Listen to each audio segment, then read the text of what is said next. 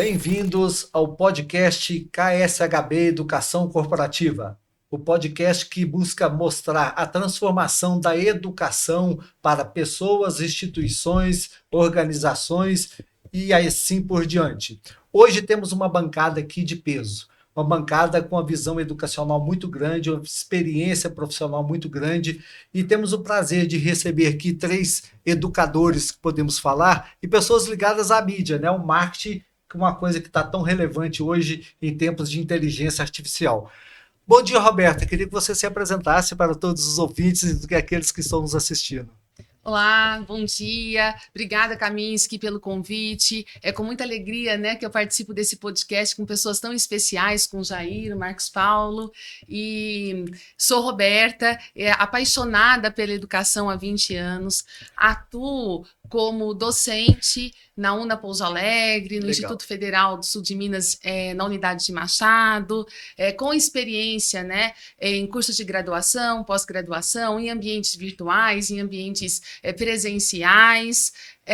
Tenho experiência não só na área docente, mas também na atividade voltada para gestão acadêmica, na coordenação de cursos e também na gestão da extensão.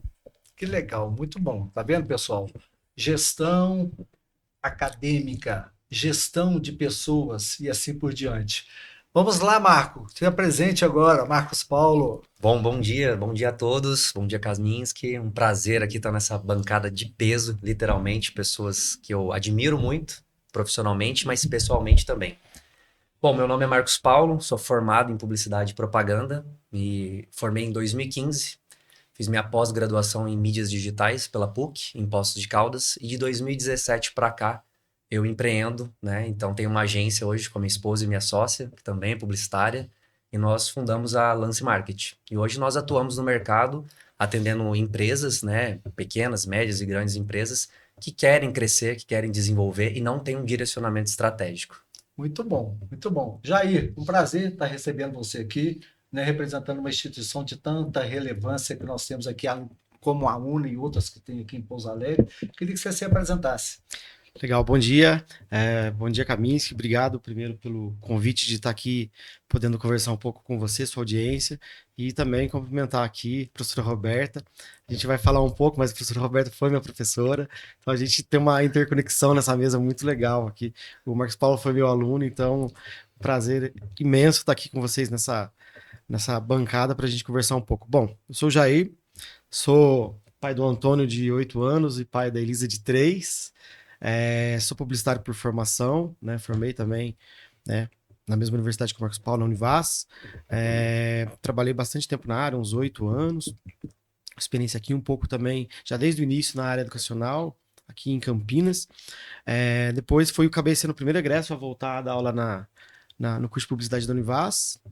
E depois, 2 anos depois, em 2014, assumi a coordenação do curso, que fiquei até a semana passada. Mas daí tive passagens também, ainda estou na coordenação da avaliação própria, a Comissão Própria de Avaliação Institucional, CPA. na CPA, na CA, que é a Comissão do Estrito Senso. Fiquei 2 anos na Pró-Reitoria de Extensão e agora fui designado para uma nova missão na direção acadêmica da Unidade Fátima, que é a Faculdade de Ciências, Filosofias e Letras Eugênio Pacelli, onde a gente se formou lá. E, paralelo a isso, já há 8 anos eu tenho uma assessoria de gestão de marca para serviço de saúde, que é no lado profissional, no mercado, é onde eu atuo hoje com profissionais, empresas do setor de saúde do sul de Minas. Que legal. Olha, nós vamos falar sobre educação, empreendedorismo, marketing digital, né? E tendo essa satisfação de receber aqui o recém-possado diretor acadêmico da Unidade Fátima da Univas, né, o professor Jair, e com certeza a sua competência, a sua dedicação, o seu comprometimento fez com que você recebesse esse convite. E vai ter muito sucesso. É uma coisa muito interessante. Nós vamos falar agora, começar sobre pensar como que está a educação do nosso país hoje, né? Como que nós podemos fazer algo em benefício e aprimorar. Me apresentando um pouco para vocês, eu sou hoje vice-presidente do Parlamento Mundial de la Educación. é uma instituição não governamental, presidida por um argentino, Gabriel Pirato Massa. Nós estamos presentes em mais de 100 países, nos 5 continentes, e a gente visa a transformação educacional, seja ela da educação básica, do ensino profissionalizante, do ensino superior, e também de pessoas e dos professores, a valorização dos professores. Então, esse é um dos grandes objetivos. A gente sabe que a educação transforma a pessoa, transforma educações e transforma países, e nesse sentido. E que aí, Marcos, eu queria que você nos falasse aí, você está do lado de 2 feras que foram seus professores, seus orientadores, né? Como que você está vendo hoje o marketing educacional nas instituições de ensino, tendo em vista esse boom aí de inteligência artificial? Perfeito. Bom, até inteirar aqui, né? O Jair foi o orientador do meu TCC, né? Na banca. Então, com um grande prazer mesmo de estar hoje aqui. Foi bom aluno, Jair? Ótimo aluno, tá? O exemplo tá aí, ó, o resultado tá aí. E hoje a visão que eu vejo, assim, muito, assim, um pouco de fora, né? Claro, por não estar dentro de uma universidade, mas o que eu acompanho, principalmente aqui local, mas também fora hoje, é que a tendência, né, da inteligência artificial hoje sendo implantada em vários nichos de atuação, e principalmente a educação, eu percebo que aquelas instituições onde que elas procuram entender a funcionalidade e aplicar na prática, não ficar só no teórico, e tentar aplicar de maneira prática, vai corroborar, né, com a instituição, mas também com a evolução dos alunos. Então, olhando no aspecto do marketing, hoje eu percebo que as instituições que têm isso integrado, né, que não é só ficar de uma maneira teórica dentro de sala de aula, mas que os próprios professores, né, os docentes, tenham essa habilidade, né, de, tudo bem, vou ensinar baseado nos livros, no histórico, mas também buscar conhecimento de fora, olhar para as tendências e adaptar isso para dentro de sala de aula. A gente Que não legal. pode voltar somente para os anos 2000, onde a gente estava ali numa maneira arcaica, porque hoje nós estamos com um mercado dinâmico. Né? Aquele profissional hoje, né, o estudante que daqui a pouco vai ser um profissional, e eu falo por mim, se ele também não se mexer, vamos dizer dessa forma, né, ele não buscar conhecimento, não vai crescer, não vai evoluir, mas ele precisa ter uma base, uma sustentação, porque sozinho ele também não vai conseguir, né, o meu ponto de vista. Tendo em vista, Roberto e Jair, vamos aí para uma polêmica. As nossas instituições de ensino, termos globais, né, focalizadas não, elas estão alinhadas ou estão desalinhadas com o mercado de trabalho? Como está sendo feita, sendo visto hoje a formação, a renovação dos currículos, das matrizes curriculares, tendo em vista essa grande necessidade, essa mudança constante que a gente tem no dia a dia? Jair, contigo. Bom, Kaminski, a gente entende que isso é histórico, né? Que existe um gap entre o que se às vezes vê numa universidade, numa faculdade, e o que acontece no mercado de trabalho. É um desafio para a indústria educacional, de uma maneira geral, conseguir acompanhar a velocidade das transformações. Com certeza. Né? E porque a gente sabe que nas universidades a professora Roberta tem todo um trâmite burocrático de processos que às vezes eles seguram um pouco a velocidade de implementação de políticas mais que acompanham essa tendência de transformações que a gente vive hoje. Mas como acho que todo mundo vive, né, de grandes desafios, a gente tem tentado olhar para essa prática de mercado, né, tentando buscar outras ferramentas para que a gente consiga agilizar o processo. Então, a gente sabe que tem a questão de regulação, né, Roberto? As regulações do MEC e tudo. E nós estamos numa região aqui muito rica e muito de transformação constante a cada dia. Como é que você está vendo isso dentro das instituições que você está trabalhando, aquelas que você já passou? Eu vejo como um ponto essencial hoje para a gente conseguir formar um profissional que ele realmente vai atender às demandas de mercado. E eu penso que esse movimento tem mudado. Eu acho que é uma questão que parte do âmbito cultural. Nós temos uma cultura muito fechada quando a gente fala de educação. Né? E eu me sinto assim muito feliz de estar numa instituição que ela tem um olhar bem inovador nesse sentido. Então, quando você vai montar um currículo de um curso, a matriz curricular, hoje, claro, né, a gente está dando muito mais importância à questão da associação de teoria com prática, mas essa teoria e prática ela tem que estender os muros da faculdade. Ela tem que fazer conexões reais com o mercado. Então, desde um projeto de extensão que vai fazer com que o aluno consiga aplicar uma teoria junto a uma comunidade, visita técnica, muitas vezes as práticas, né, os eventos mais aplicados, né, definidos até pelo próprio corpo docente, com os hubs de inovação, com os laboratórios específicos, mas uma coisa que eu vejo como um grande diferencial, que é muito consolidado no mercado, no cenário da educação americana, europeia, e que a gente tem trazido isso para a nossa realidade, a UNA faz muito isso, é você fazer uma conexão com a empresa. Então, a gente tem unidades curriculares duais, onde o dono da empresa vem para dentro da faculdade, ele propõe um problema para ser resolvido dentro de uma realidade organizacional corporativa dele, e a gente, ao longo do semestre, alinhado com os conteúdos de uma unidade curricular, a gente propõe soluções. E essa conexão, ela gera maior segurança para a formação de um aluno. Muitas vezes os alunos ficam tristes, porque o feedback que eles recebem não é aquilo que eles esperam, né? Porque a visão real de mercado, às vezes, assim, estende, né, uma percepção mais teórica do que eles têm, mas eles aprendem na prática. E eles estabelecem não só conexões acadêmicas, mas, às vezes, um aluno que se destaca, ele vai para essa empresa como um estagiário. A gente consegue atender uma demanda específica de uma formação aplicada para determinados nichos de mercado. Então, eu vejo o caminho como essa integração, né? Então, a gente não tem que pensar que o aluno só vai adquirir a experiência quando ele for para o mercado. Ele tem que sair para o mercado preparado. Então, podemos falar, Jair e Marcos, que isso aí é a formação empreendedora dentro das instituições, que você vai alinhar a teoria com a prática e colocar aquilo ali para funcionar. E antes de vocês responderem, a Roberta falou algo sobre hub de inovação. E eu sei agora que a Paula Raca, CEO da Anima, né, eu acompanho muito ela e o Daniel Castanhas, inauguraram um hub interessantíssimo em São Paulo, visando isso, a formação de pessoas para aquilo que vai acontecer o amanhã, o depois de amanhã e assim para frente. E aí, Jair? Bom, a gente está vivendo um momento tão desafiador que em algumas áreas ainda isso é mais acentuado, que isso é de maneira geral, mas em áreas como publicidade é muito acentuado.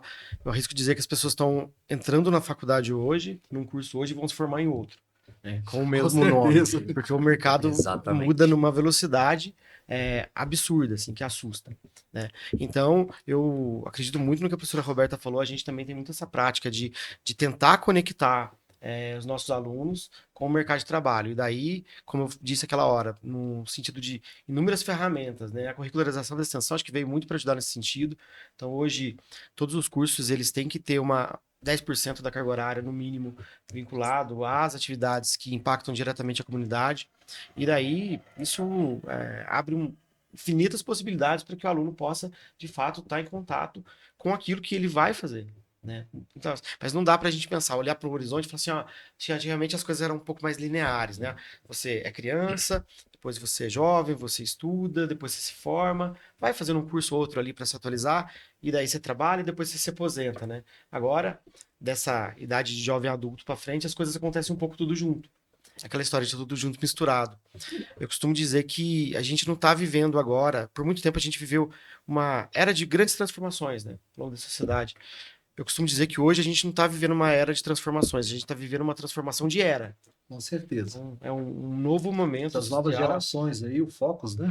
E complementando o que o Jair fala, quando a gente traz essa questão do empreendedorismo para dentro da instituição, a gente precisa essencialmente romper aquela lógica, né, de que o aluno ele faz uma faculdade e ele vai buscar empregabilidade tradicional, trabalhar numa empresa, né, dentro das diversas vertentes do empreendedorismo, né, das diversas possibilidades.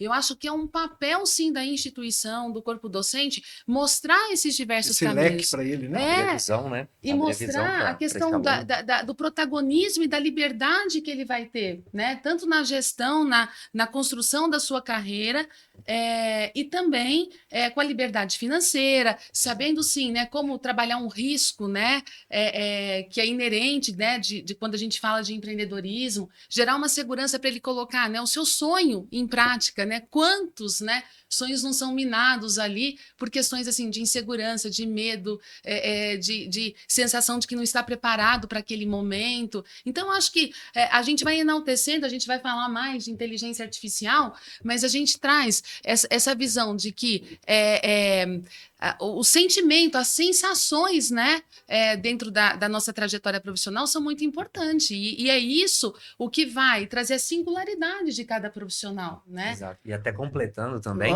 Mas antes de completar, vou te fazer um questionamento, uma pergunta. Você é um pouquinho só mais novo que nós três aqui, né? Já com os cabelos brancos já começaram, tem a barba. Mas você virou um empreendedor. Você saiu da faculdade e se tornou empreendedor. Você teve incentivo através tanto da formação profissional como de colegas que estavam lá, e como que você fez a sua educação continuada para chegar onde você chegou? Perfeito, boa pergunta. Até na época, na faculdade, era muito mais estimulado pelos próprios professores. Confesso que por colegas não, porque o campo de visão ali, eu percebi em relação da sala, pelo menos que eu participei, muitos tinham interesse de agência tradicional de publicidade, e eu nunca tive essa visão. Eu tive essa visão de trabalhar no departamento de marketing de uma empresa. Então, a partir disso, na época, até o coordenador era o Guilherme, e a gente conversava muito sobre isso, e foi onde que eu comecei, né, vamos dizer, na minha carreira, como estagiário na Icebom. Então, eu trabalhei 5 anos no departamento de marketing da Icebom, entrei estagiário, saí analista. E nesse período, né, dentro da faculdade, eu tinha muito mais conversas com professores para que pudesse me dar essa sustentação e base e direcionamento do que propriamente os colegas, assim, em sala.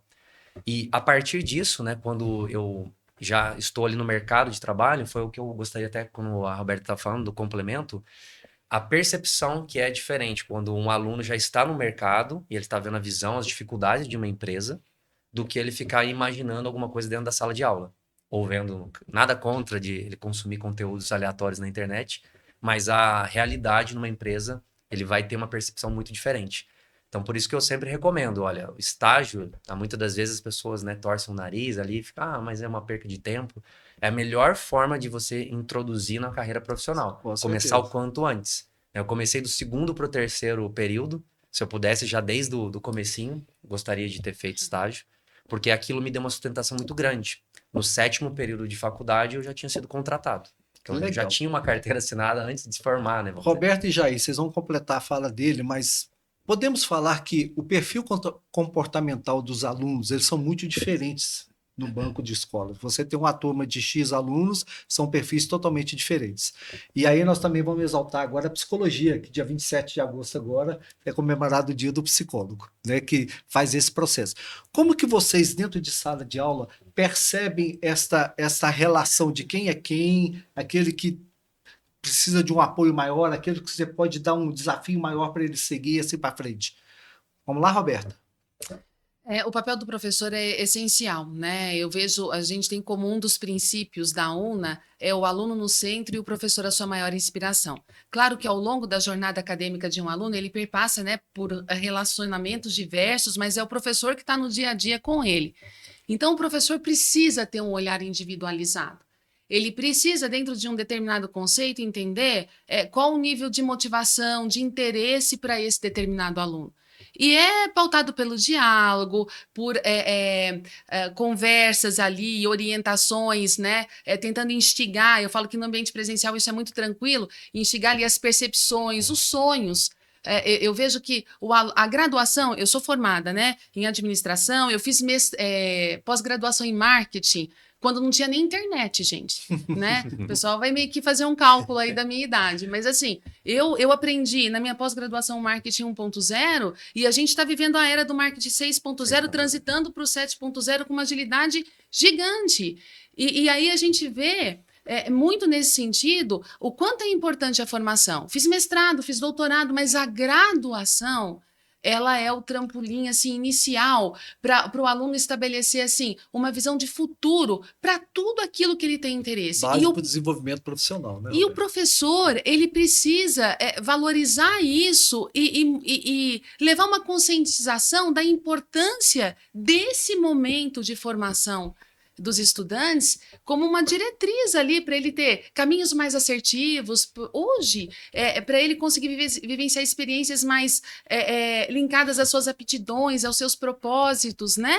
Muitas vezes a gente sabe disso, né? Eu não sei como você entrou na faculdade, se você tinha certeza que era publicidade e propaganda, a gente acaba escolhendo, né, a graduação por uma inspiração, um exemplo, um sonho. Eu fiz faculdade de administração de empresas porque eu queria ser secretária bilíngue em empresa multinacional, usar aqueles taierzinhos, salto alto, sabe? Então, assim, uma questão de status mesmo. E olha a minha trajetória a minha trajetória profissional foi me proporcionando ao longo da faculdade a outras áreas. Eu atuei na área comercial por 6 anos, em indústria automobilística, indústria farmacêutica, e depois eu me encontrei na área educacional.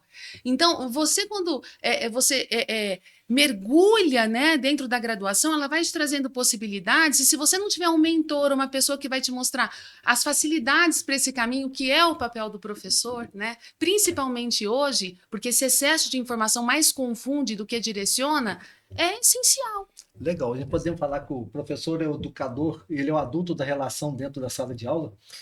Com certeza, eu acho que o professor ele assume um papel ainda mais relevante do que já tinha, no sentido, como a professora Roberta falou, de ser um grande curador e um incentivador de pessoas, de conseguir olhar para determinado aluno, entender que ele, claro, nem todo mundo vai ter potencial em tudo, e essa é a graça da vida, né?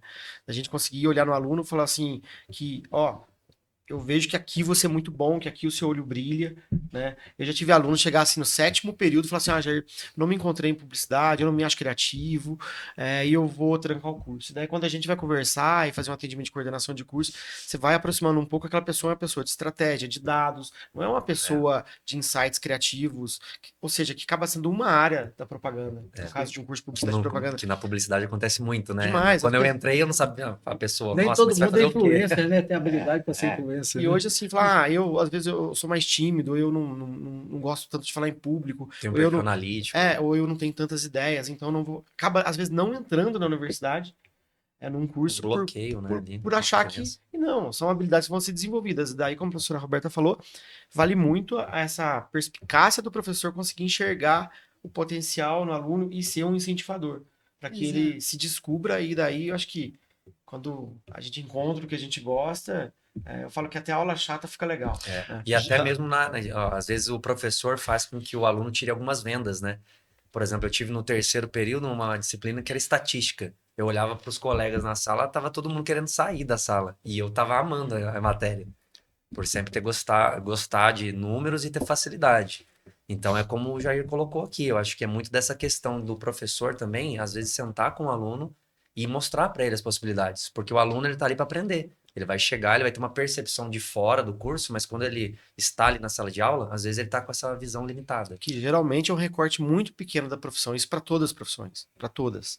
Né? Então, quando você olha para publicidade, acha que é uma pessoa que faz uma arte, de um post, de um designer anúncio, só. que é um designer. Não que não seja, mas essa é uma parcela bastante pequena. É. Você vai ser o último a responder agora. Nós vamos fazer um bate-bola aqui, eu, Roberta e Jair, sobre marketing, captação de alunos e retenção de alunos. E aí depois você vai mostrar para a gente como é que essa nova era digital aí, como que isso pode ajudar a solucionar os problemas das instituições. Salada de fruta, né? Nesse sentido. Maravilha. Roberta, a gente sabe, e Jair, hoje nós temos muitas faculdades, sejam elas na modalidade presencial, sejam elas na modalidade EAD. A oferta hoje ela é muito maior, às vezes, que a demanda em determinados cursos. Tem cursos ainda que são muito básicos, né? E tem cursos que são muito em moda, que estão sendo desenvolvidos. Você falou a questão da área da saúde, é uma área que está muito crescente nesse sentido. Quais são os desafios que vocês veem hoje? Porque a Roberta já trabalhou com gestão, você está numa gestão educacional. A questão de você trazer o aluno, o cliente para dentro da faculdade, você manter ele até a formação, como você falou, até concluir, porque estatisticamente, às vezes você começa com a turma com X aluno e termina com um percentual menor. Qual que é esse desafio que vocês estão vendo aí dentro desse mundo digital que nós estamos hoje em dia, onde a informação está aqui no meio digital, e se uma pessoa é um autodidata, ele às vezes vai ser muito bem capacitado, mas não vai ter a questão da socialização e outras coisas mais. Vamos começar com a Roberta. Eu vejo que o grande diferencial é a instituição conhecer a intenção do aluno. Quanto maior as possibilidades de ofertas de cursos, modalidades de cursos para o aluno, ela consegue se manter mais competitiva. A gente sabe que hoje a questão financeira é muito importante, mas muitas vezes a captação ela vem de forma natural para uma instituição, claro que tem todo o esforço comercial, né? E a gente não vai entrar nessa seara, mas a permanência do aluno eu vejo como o maior desafio, porque o aluno ele chega com uma expectativa e ao longo do seu percurso formativo ele vai passando por desafios e dificuldades, isso internas na instituição ou até mesmo externa. Então ele tem um plano e no decorrer do processo de formação acadêmica dele esse plano, né, ele sofre ali muitas interferências. E aí é papel da instituição apoiar. É papel da instituição trazer soluções, né? Uma coisa que eu falo muito, o aluno ele precisa se identificar com a instituição de ensino. Ele tem que conhecer a metodologia, a grade curricular, ele tem que pautar por essas questões acima do preço. Eu tive alunos que trancaram curso e foram para outra instituição e voltaram, a princípio, por causa do preço, mas não teve uma identificação ao longo do seu percurso formativo. Então, e aí, esse encantamento, todas as atividades de todas as pessoas, eu falo que o elemento crucial, que é um coração de uma instituição, são as pessoas. Seja um docente, um técnico administrativo, um coordenador, eles precisam entender quais são as aptidões do seu público, que cada vez está mais heterogêneo, né? Podemos falar que o professor hoje é um mentor inspirador? Com certeza, com certeza. Ele é a figura mais lembrada da instituição. E a essência, né, da formação profissional e educacional de qualquer pessoa, né? Eu falo que eu acho que me apaixonou na formação, né, em ser docente. Eu já tive, acho que mais de 6 mil alunos ao longo dos meus 20 anos de docência, que eu tenho alunos que me procuram depois de 10, 15 anos, que eu encontro, né, Jair? Eu nem sei quando, não lembro o ano que você formou, se foi de 2005, 2006, 2007. E eles falam assim, Roberta, eu ainda lembro da sua aula, eu ainda lembro de uma fala que você falou, de uma tendência que você inspirou. Então, isso é muito gratificante. Então, você vê o poder, né, do professor, né, o papel do professor como um elemento inspirador e que vai, assim, fazer parte de uma vida tão... sementinha, né? De uma vida, né, de uma parte tão importante da trajetória profissional de um aluno, né? E aí, Jair, como é que tá? Como é que você vê essa situação? Captação, retenção, mídia, da forma que está sendo realizada e assim por diante? Kaminski, a gente sabe que nas últimas 2 décadas, principalmente, houve um boom de instituições de ensino superior, um cenário que até então era reservado às pessoas que tinham um maior poder aquisitivo, uma cultura familiar, etc. E as políticas, enfim, foram possibilitando que um grande número, ainda o Brasil tem uma relação pequena de pessoas do ensino superior, mas em vista de antes, as pessoas começaram a ter mais acesso ao ensino superior. E é claro que no meio disso tudo entraram instituições e instituições, né? Umas com compromisso maior, né, com a questão da qualidade do que você entrega, né, daquele serviço que você presta para o aluno, e outras, né, com um compromisso menor. E o que a gente vê nesse cenário todo é que a consolidação de um aluno, né, porque captar um aluno é um desafio, manter o aluno é outro desafio. Então, o aluno consegue se manter a partir do momento que ele vê valor naquilo que ele... eu sempre digo, no desprendimento que ele faz de tempo e de dinheiro. Né? Porque o dinheiro, na pior das hipóteses, ele não recupera o tempo, daí ele vai ter 20 e poucos anos uma vez na vida só. Né? Então, a gente acredita lá na Univas que todo o esforço que a gente faz, claro que tem como um pilar central, como a professora Roberta falou, né? E eu acho que eu estar aqui é prova do bom trabalho que a Roberta fez. Né? Então, Formou bem o Jair? Eu acredito que sim, porque eu acho que, né, eu vim de uma família bastante simples, que ninguém estudou, e, enfim, tem uma história que um dia eu conto num outro momento, Vamos ter mas oportunidade. que se existe, se é possível a gente acreditar que a transformação de fato, transforma a vida das pessoas para melhor. Eu acho que eu sou um Sim, um exemplo vivo disso, Trajetória sabe? linda. Educação transforma, com certeza. Das pessoas. Então, eu acredito nisso e é isso que eu tento replicar o que eu tive dos meus professores. A professora Roberta, eu falo assim, tive grandes professores, né? A Roberta, o professor Bertolo, que agora está em Ai, que Goiás, saudade. foi um grande inspirador para mim também, o professor Guilherme Carroza, que também teve na minha banca junto com a Roberta, e o Bertolo, os três estiveram na minha banca de TCC. O Guilherme virou um grande amigo depois, é meu padrinho de casamento, e a gente se fala até hoje, enfim.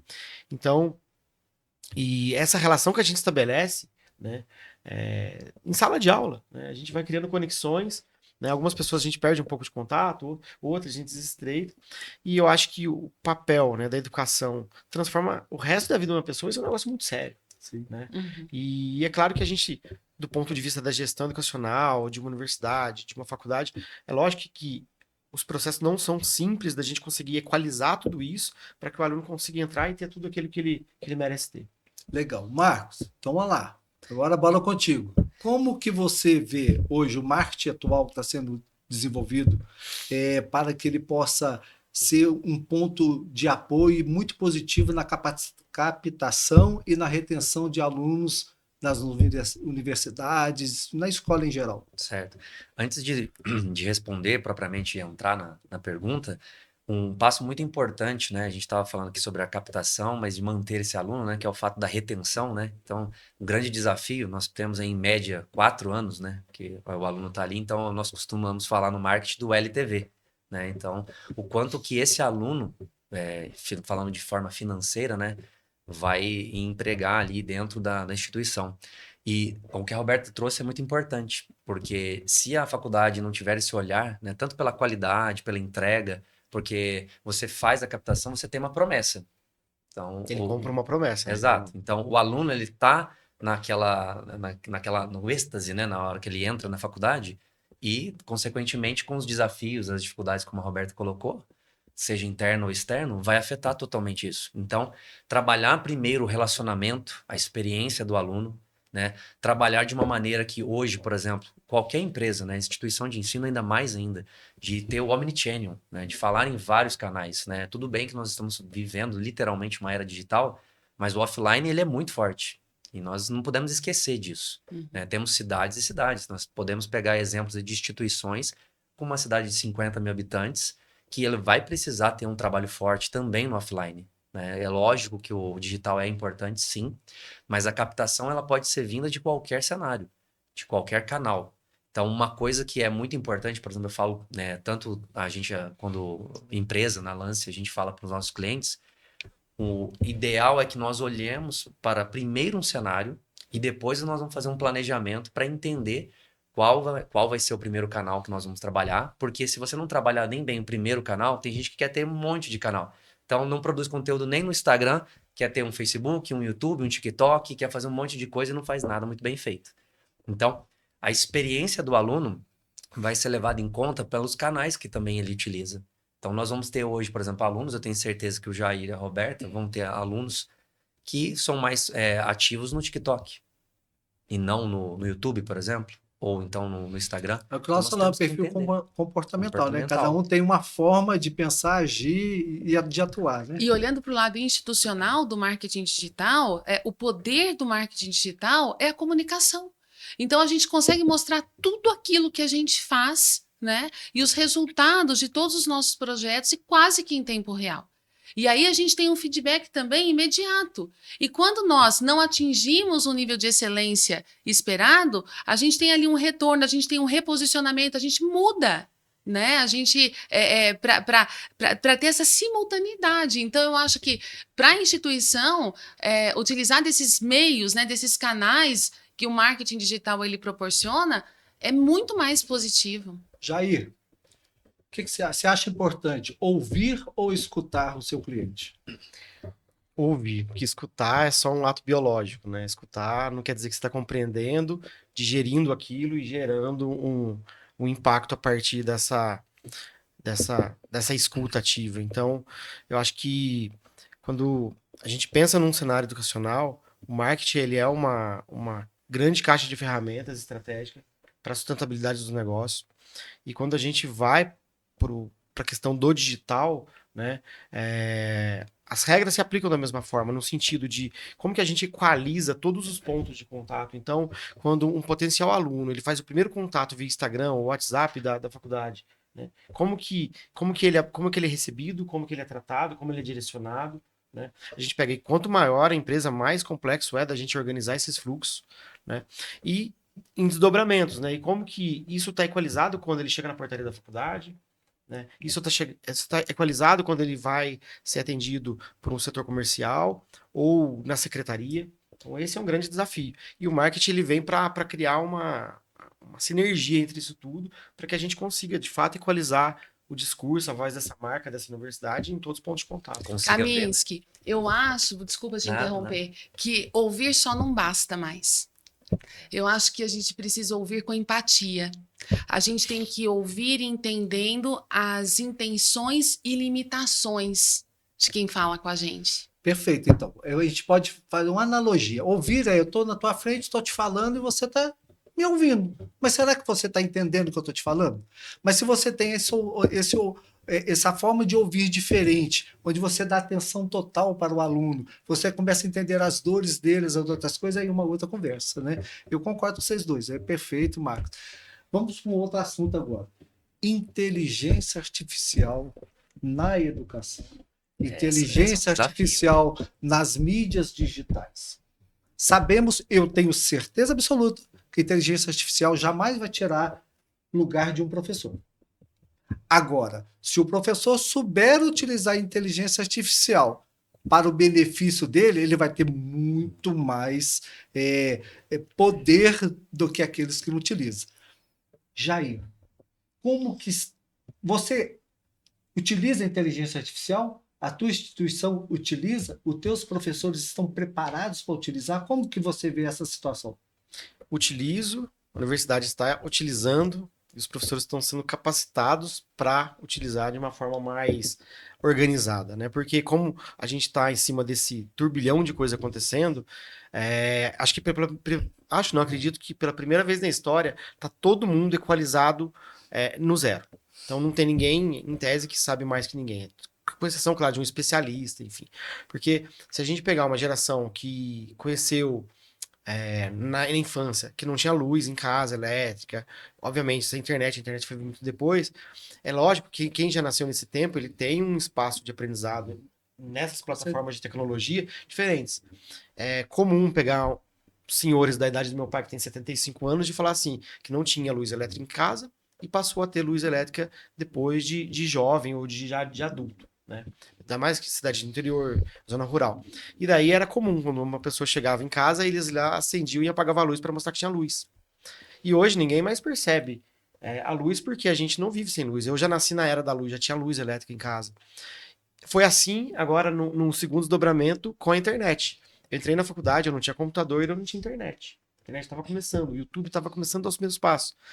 E por isso que é muito comum, não sei se a professora Roberto concorda, mas de pegar pessoas talvez da nossa geração, é muito comum de falar assim, não, peraí que eu vou entrar na internet para ver. Por que a gente fala isso? É linguagem, né? E todo mundo hoje tem, né? Por que eu vou entrar na internet? Porque a gente não tava na internet, a gente não nasceu na internet.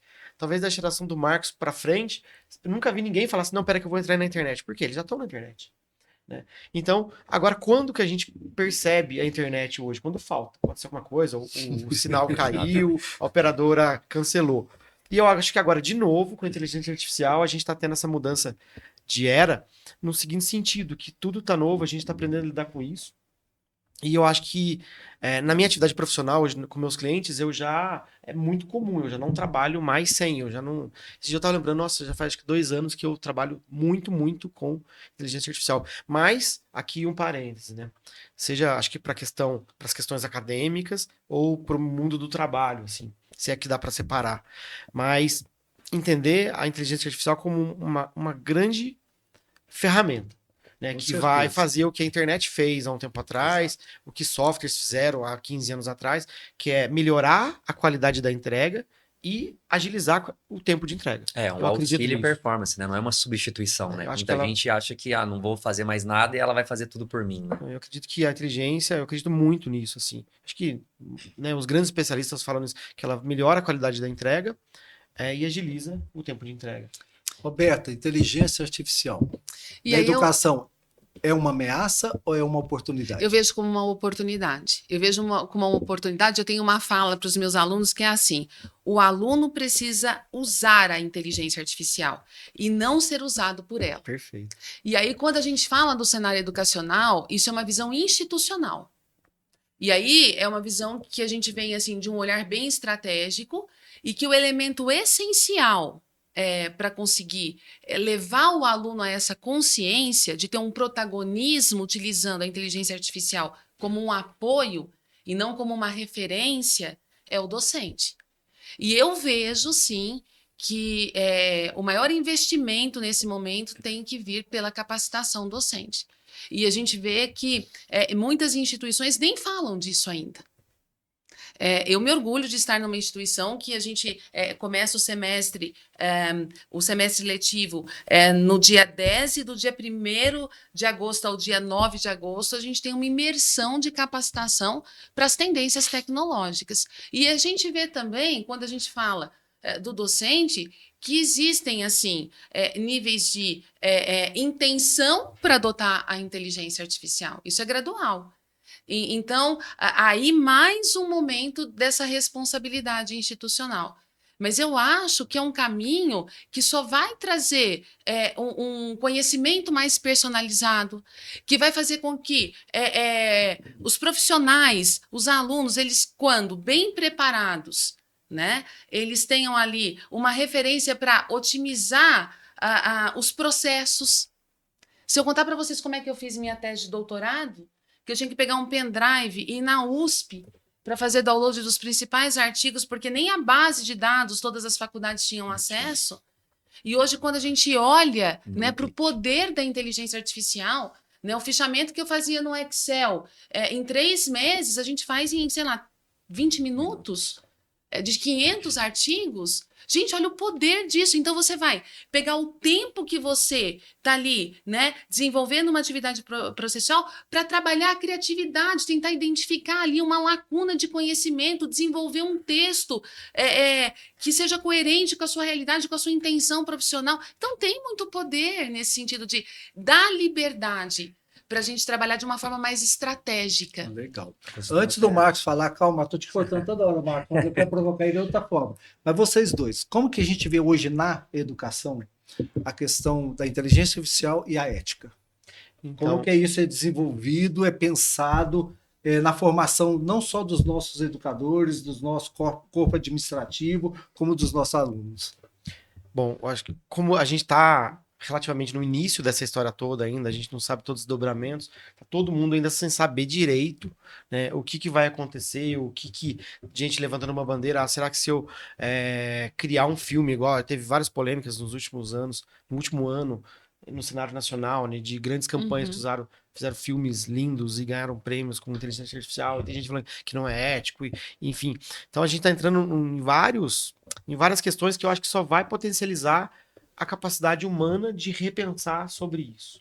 Né? Eu acho que a gente ainda não tem uma resposta pronta, né? Eu não acho que também seja ético a gente falar assim, de poupar um trabalho intelectual para eu sentar, dar um comando para o ChatGPT e ele escrever uma tese para mim. Também não acredito que isso de jeito nenhum seja o correto e acredito que a inteligência não seja para isso.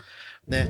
Mas eu acho que todo o esforço de tempo e energia que a inteligência vai poupar, como a professora Roberta falou, é principalmente para a gente ter mais tempo e energia para se dedicar às pessoas. Exato. Eu tenho E até aí, uma Roberto? colocação que eu costumo dizer bastante, brincando, que assim, que nós temos que usar a inteligência humana para que nós podemos usar a inteligência artificial de maneira certa. Porque aí sim a gente vai ter realmente uma produtividade, uma performance, mas de maneira inteligente mesmo. Não é só, muitas pessoas Não é só eu produzir vejo, mais por produzir abre mais. ali Não é o isso. navegador e coloca algum comando para o chat GTP sem nenhuma intencionalidade. Então é preciso muito utilizar da sua habilidade.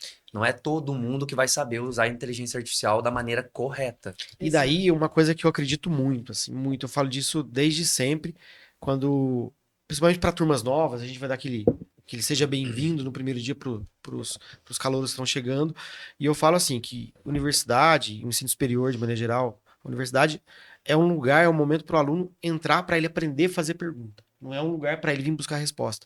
Eu falei, ninguém é louco, pelo menos não onde eu trabalho, de querer competir com o Google. E agora com o ChatGPT e afins. Então, agora, para que o aluno consiga aprender a fazer pergunta, ele precisa saber muito e precisa estudar muito. Estudar Tem que muito. ter base. Exato. E Ler aí bastante. que ele vai conseguir ter o maior proveito, o melhor proveito possível de inteligência artificial. Porque se a gente perguntar Exato. o que é isso, isso e aquilo, É. não tem sentido, vai vir resposta rasa. Resposta rasa. E daí ele vai ter acesso a um mar infinito de informações com um palmo só de profundidade. E eu acho que ir para uma universidade, saber que lá é um lugar de você aprender a fazer pergunta, e que se você estudar muito para fazer uma grande pergunta, né, são as grandes perguntas que movem o mundo, não são as respostas. Quando você faz uma grande pergunta, a resposta vem por consequência. E aí o papel do professor, né? Quando a gente fala muito assim que você, sabendo utilizar a inteligência artificial como protagonista, o aluno ele não vai ter respostas rasas. E eu acho que o grande ponto é esse, é você ensinar o aluno a ter a curiosidade de utilizar a inteligência artificial como um apoio dentro de um processo de busca por conhecimento. Então, o professor ele vai sim conseguir mentorar isso muito bem, porque senão a gente não tem aí, né, profissões padronizadas, né, e a gente vai ter ali um nível de conhecimento mais do mesmo, todo mundo padronizado. Então, vai se diferenciar enquanto profissional aquele aluno que ao longo do seu percurso formativo ele consegue explorar a inteligência artificial sabendo mais do que ela. Tendo uma orientação direcionada do que ele está perguntando. E quando você fala isso, a gente tem a questão de valores e princípios, tanto pessoais como organizacionais. Né?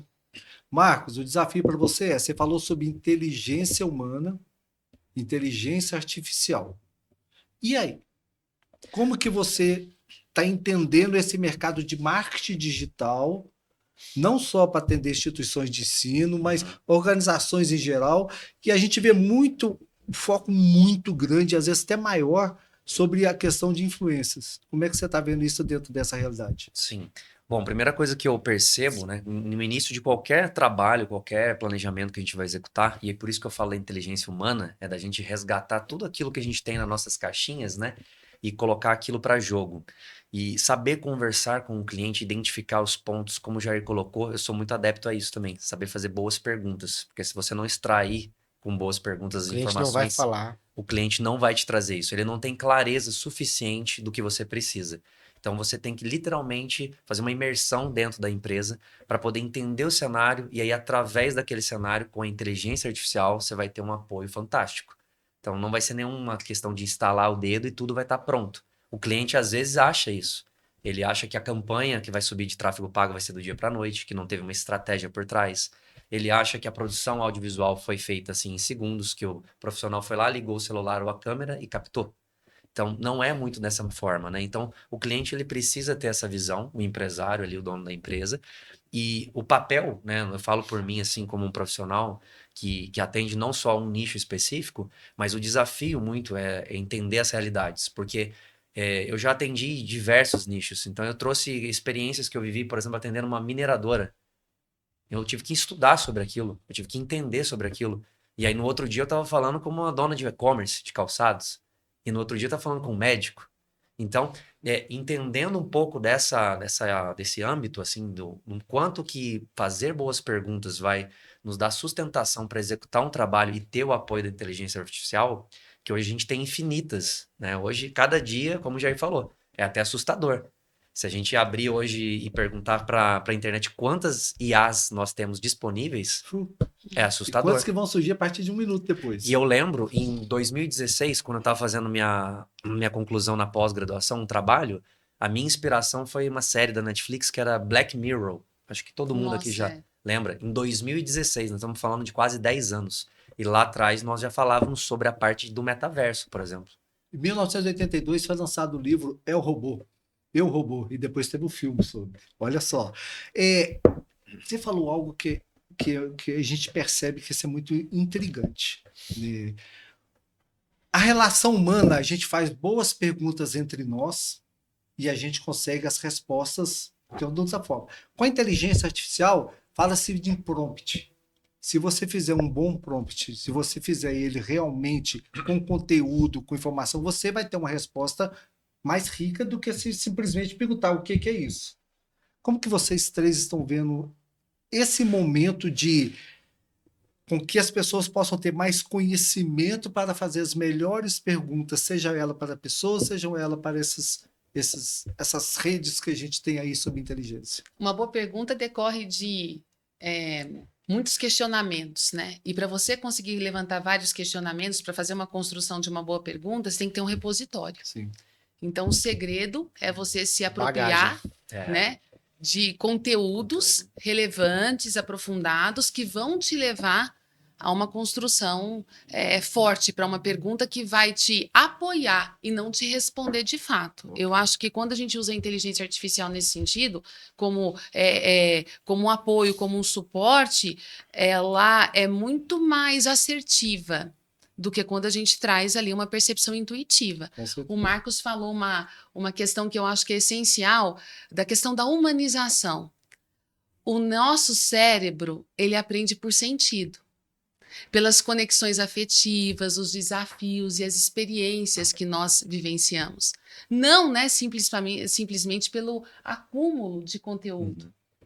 Então, quando a gente olha para esse cenário da humanização e de trazer a tecnologia como um instrumento que vai facilitar processos, a humanidade nunca vai ser substituída por uma inteligência artificial. Né? E a gente, por conta disso, dessa eu vou dizer dessa característica iluminista, né, que eu acho que é até um mistério divino aí de vida, a gente vai ser único enquanto ser humano. A gente tem a capacidade de ser diferente de qualquer outro ser humano. Então, esse olhar ele é muito importante. O papo está muito bom, mas infelizmente o nosso tempo está quase terminando. Mas esse podcast, KSHB Educação Corporativa, ele tem um apoio cultural da G7 Business, diretamente aqui desse estúdio, e nós temos os nossos apoios institucionais, que é Dr. Gil Informática, que você quiser melhorar teu computador, fazer a manutenção do teu computador, procura lá no Dr. Gil Informática. Dá um upgrade na máquina. E a Foco Digital, que é uma empresa onde coloca a tua empresa no mundo, vai ser visibilidade no mundo. Eu queria agora que vocês três, nós vamos começar com o Marcos, vamos depois passar para a Roberta e vamos finalizar com o Jair, as considerações finais de vocês. Tudo isso que a gente dialogou, conversou aqui nesse bate-papo, o que vocês querem acrescentar e o que vocês querem colocar de algo novo, provocativo, algo que os nossos ouvintes, as pessoas que estão nos assistindo, possa ter um insight de melhoria, de desenvolvimento, tendo como foco a importância que vocês acham do processo de educação corporativa, educação continuada. Marcos. Bom, que eu queria até acrescentar do que nós estamos falando aqui, sobre a importância que é literalmente de ter um ponto base onde que você vai ter ali todo o conhecimento ou uma parte dela que vai te dar sustentação. Seja com universidade, ou um curso online, ou mentorias, que hoje cresce muito. Hoje eu faço parte de mentorias também de grupos, de donos de agência, que essa troca de experiência é muito rica, né? Então, há um pouco tempo, vamos falar aí de 5, 10 anos atrás, não tinha esse volume tanto hoje que a gente tem hoje com curso online e mentoria e a facilidade disso. Então, hoje a gente pega o celular e a gente tem conteúdo rico também no celular. Você saber analisar muito bem da onde vai buscar essa fonte, né? Como o Roberto falou, não é basicamente pegar o YouTube e sair consumindo de tudo, que aí você vai ter uma confusão ali muito grande. Mas é você saber exatamente as fontes que você consome, né? Entendendo que você tem um mentor, que você tem ali aonde que você possa trazer informações e você mesmo depois com a sua criatividade, com o teu jeito, aí você vai colocar o teu toque, né? Ali você vai colocar ali o que você realmente aprendeu, você vai dar as diretrizes baseado na tua forma de pensar, na tua cultura, no teu conhecimento, e cada um vai ter essa riqueza e vai trazer uma informação única. Nós 4 podemos falar do mesmo tema, do mesmo assunto, e cada um vai trazer uma forma de abordar. Então, eu penso, hoje, por exemplo, eu não consigo passar um dia sem consumir um conteúdo rico. Eu não consigo. Independente da atividade que eu esteja fazendo. Por quê? Eu sempre tenho essa intenção de ou aprender, né, ter a curiosidade de aprender coisas novas também. Porque eu acredito que realmente essa questão de ter a educação constante é o que vai fazer não só nós evoluirmos, mas também os nossos familiares, os nossos filhos e assim por diante. Antes de passar para a Roberta, faz teu pitch. Fala da tua empresa, teus contatos, quem quiser saber alguma outra coisa, fica à vontade. Bom, para achar o nosso contato é fácil no Instagram, Lance_Marketing. Nós trabalhamos com diversas soluções e lá nós vamos poder falar um pouquinho mais, só mandar um direct pra gente. Roberta, contigo agora. Eu vejo muito que nós estamos num cenário importante na área educacional, porque é um universo onde você vai permitir que o aluno ele faça suas primeiras descobertas e ele entenda ali os principais caminhos que ele queira aspirar na sua vida profissional. Para isso, a gente precisa proporcionar um ensino com mais significado, né, para atender as expectativas dos nossos alunos, e para isso a gente precisa romper os muros da escola, da faculdade.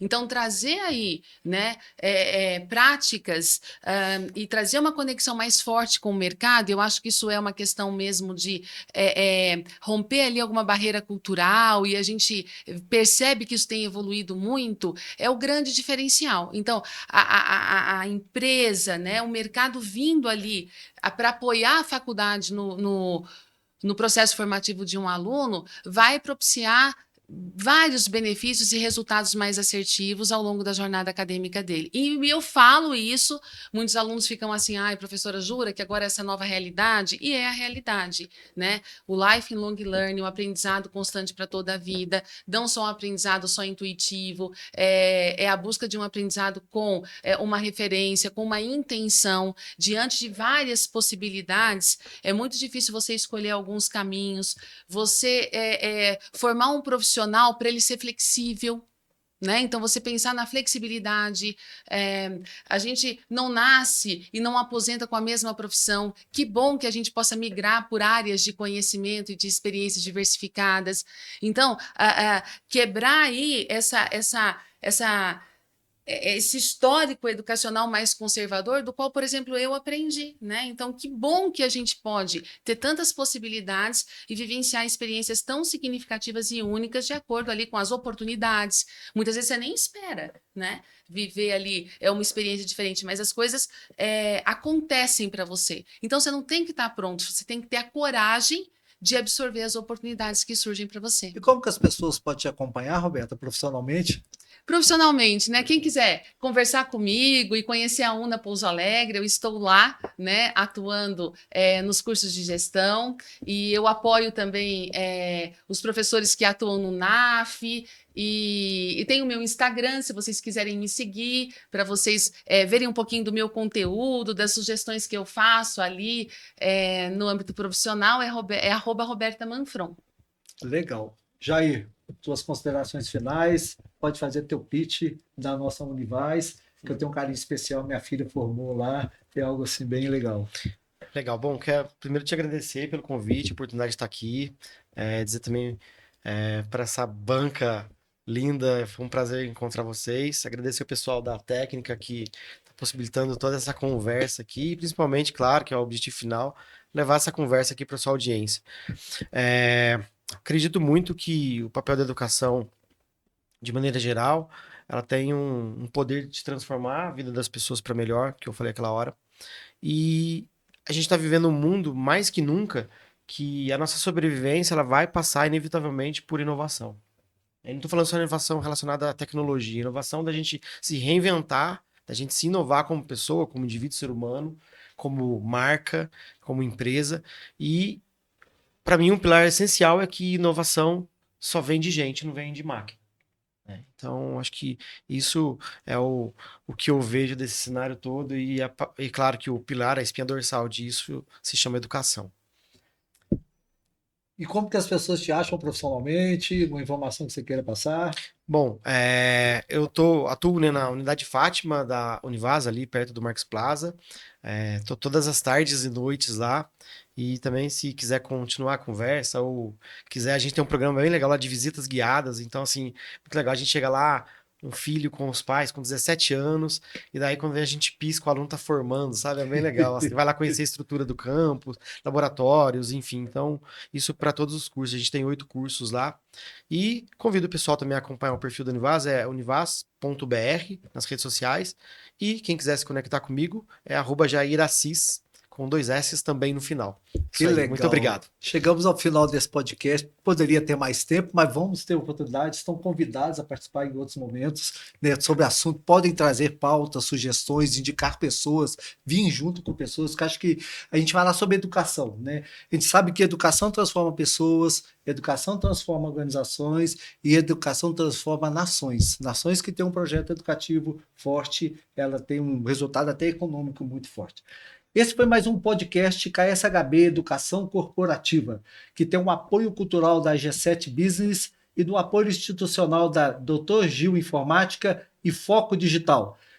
A vocês, ouvintes, e a vocês que estão nos assistindo, espero que possam comentar, curtir, sugerir temas, sugerir pessoas para estar participando, e até o próximo episódio. Um abraço a todos.